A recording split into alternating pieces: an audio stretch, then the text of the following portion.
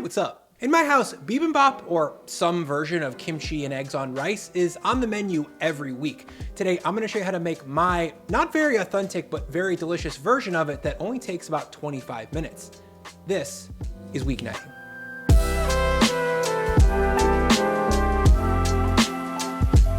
To get started, I'll need to make some pickles, or more specifically, I'll need to cut up and quickly marinate some vegetables. The first veggie that I'll marinate is cucumber. I usually have a pack of these baby ones in the refrigerator because they make for great salading and they don't need any seeding or peeling to be ready to eat. I'll lose the end first and then I'll cut them into semi-thin coins. In total for a weeknight supper and some leftovers, I'll cut down 4 of these baby cukes. That should yield about 2 cups of product in total, and once I've got them all sliced, I'll scoot them into the bowl and add in a very generous pinch of salt, let's say a heaping tablespoon, then the same amount of sugar, and then roughly 2 tablespoons of rice vinegar. Then I'll jump into the bowl to stir and macerate these cucumbers until they've released a little bit of their liquid. The salt and sugar will draw out a lot of water that will help keep the 2 tablespoons of vinegar in balance. Now I'll give it a taste, and it should be very bright with salt and sweet and acid, and basically it should buzz your entire mouth and taste super vibrant.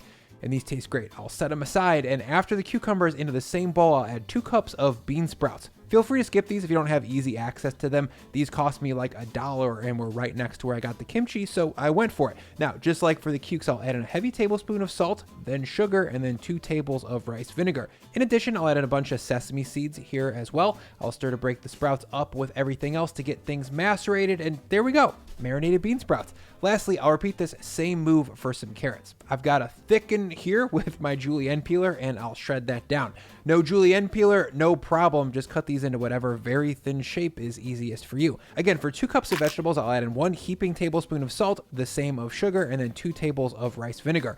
I'll toss that to combine, and there we go. I'll let all 3 of these pickles marinate for 20 minutes while I prep everything else. Next, I'll drop a medium nonstick pan over medium-high heat to make something that's comparable to Korean bulgogi. Once the pan is hot, I'll add in 1 pound of 80/20 ground beef. Right away, I'll work to get that beef spread out in the pan and to break it down so that it doesn't cook into dry meatball-sized chunks. And if you're wondering, hey Bri, isn't bulgogi usually made from shaved beef instead of ground? Well, yes, as far as I know, that's true, but the trouble is that getting shaved beef can be kind of tricky. If you did get it, you would still probably need some marination time to make it tender. So since this is a weeknight recipe and I want to eliminate as many steps as possible, including lengthy marination, I just tried the ground beef to see if it would work. And to my surprise, it hit very right. And I think you guys will see what I'm talking about once this meat is all seared up and sauced up. After 4 to 5 minutes of smashing and sauteing this beef, it should be crumbled down into 1-inch or smaller chunks and should have a brown, crusty sear on the outside, like this. Now to turn this beef into something bulgogi-like, I'll add in all of my bulgogi marinade. To make that into a container, I combined 100 grams of soy sauce, 15 grams of sesame oil, 25 grams of rice vinegar, 25 grams of brown sugar, 20 grams of grated ginger, 10 grams of grated garlic, and by the way, I hit both of these on my microplane, and I say skip peeling the ginger because it doesn't need it when you grate it. Lastly, in goes 15 grams of gochujang sauce. If you don't have it, sub in sriracha or sambal paste, and if you don't know what it is, more on that in a second. For now, I'll stir this to combine, and that's it. This marinade is perfect for pretty much any meat that you want to taste vaguely Korean, especially beef. Back over at the stove, I'm going to cook this marinade down until it's just short of a syrupy glaze. I want the brown sugar in there to use all of its powers of thickening to grip the meat in a very similar way to Korean barbecue. The reduction should only take about 60 seconds or so in total, which happens to be the perfect amount of time for me to quickly thank the sponsor of this video, ButcherBox.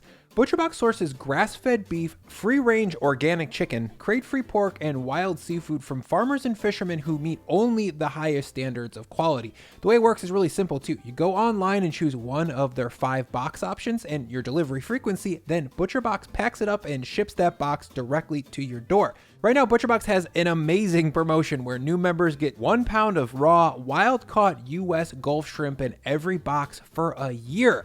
My wife Lorn loves shrimp and has basically demanded that I use my shrimp to make her scampi as soon as possible. To do that, I'll just thaw and cook the Gulf shrimp that came in my box. I'll set those aside, then add some shallots and garlic and saute that up.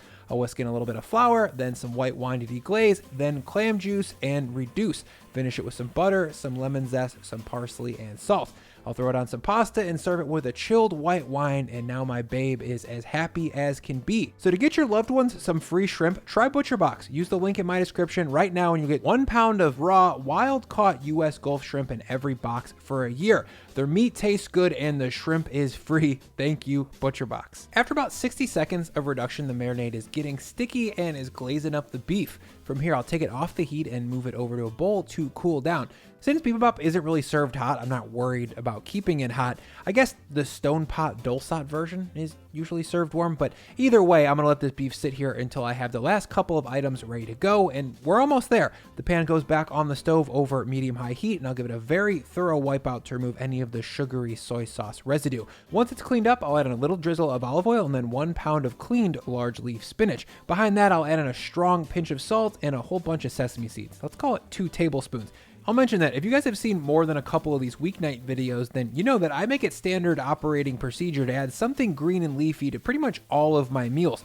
It's controversial at times. People really hated seeing kale in the etouffee and spinach in the pad caprao, but I eat a lot of green things because they make me Popeye strong and probably give me tons of natural powers. If you don't like green stuff, leave them out. I get it. After 90 seconds of stirring, these leaves should have lost some of their moisture and be soft but not mushy. Once they are, I'm going to move this over to a bowl to chill out next to my beef. And if you're trying to save on dirty dishes here, don't bowl up the spinach, just put it right on top of the beef. Now I'll drop this pan back on the stove until it's egg frying time, which is going to be in just a second. But quickly, before we get to that, I need to make the sauce for this bibimbap. For that, into a high-sided container, I'll measure 200 grams of gochujang sauce. If you're not familiar with gochujang, it's a fermented chili paste that is pretty ubiquitous in Korean food. It's thick, it's spicy, it's very dense, and I think of it like hot miso in a way. You can get gochujang at pretty much any international grocery store or even in the international section of most higher end grocery stores. Once opened, this stuff stays good in the fridge for months, so if you think you'll be making Korean style food even once in a while, it's probably worth the $5 investment. Behind the gochujang, I'll add in 50 grams of water. I've got 75 here. I'll save some of it for if this looks thick. Then 15 grams of sugar, 3 grams of salt, 30 grams of sesame oil, 1 clove of garlic that I cut into a few smaller pieces, then 10 to 15 grams of ginger. I cut these into coins. Again, I didn't peel it because I'm pureeing it. Next, the immersion blender goes in and I'll spin this until the ginger and garlic are broken down and everything is well combined. If you didn't want to dirty your immersion blender and make that whole mess, I get it. Grate the ginger and garlic on the microplane and stir everything to combine.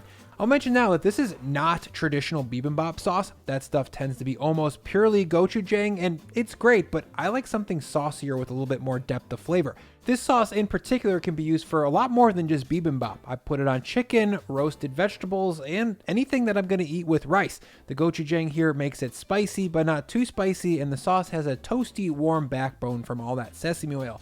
Back at the stove, I've got a low heat pan here, and into it I'm going to glug a few drips of cooking oil, and then I'll crack in 2 large eggs. I'll hit both of those generously with some salt, and from there I'll pop on a good fitting lid to trap in some heat and a little bit of steam, and I'll cook these eggs for about 2 to 2.5 minutes. 2 minutes later, when I pop off the lid, you can see that I've got 2 perfectly cooked fried sunny side up eggs. The runny yolk is essential in my opinion for saucing up the rice in the bibimbap, and all you need to do to achieve it is to cook the eggs covered slowly. Now let's plate this thing up. First, I'll drop about 1.5 cups of hot starchy medium grain rice right from the cooker. But since this is a weeknight and you might not want to get your rice cooker out, I fully endorse using high quality frozen rice. See this stuff from Whole Foods? It tastes good and I use it pretty often. Next, I'll drop in 4 ounces of my glazed bulgogi ground beef. The 1 pound we cook should give us about 4 portions. Behind that, I'll layer in my sauteed sesame spinach, then my salty, sweet, sour, lightly marinated carrots, then my cucumbers and my bean sprouts. Now, it wouldn't be Korean food without kimchi, at least 1/2 cup in my bowl. I prefer to chop the kimchi down into smaller pieces so that it more easily integrates with the rice when I stir it together. Sometimes kimchi is like a whole leaf of Napa cabbage and eating it is kind of a mess. To garnish, I'll add in my perfectly fried sunny side up egg, then some scallions for green, and I guess a little bit of fresh onioniness, and then some sesame seeds, and then finally I'll drizzle on a few tablespoons of my gochujang sauce. You guys, this recipe is meant to be a fun, delicious tribute to one of my favorite dishes within one of my favorite cooking traditions.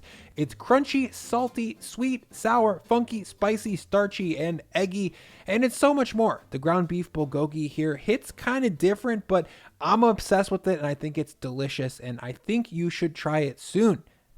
Let's eat this thing.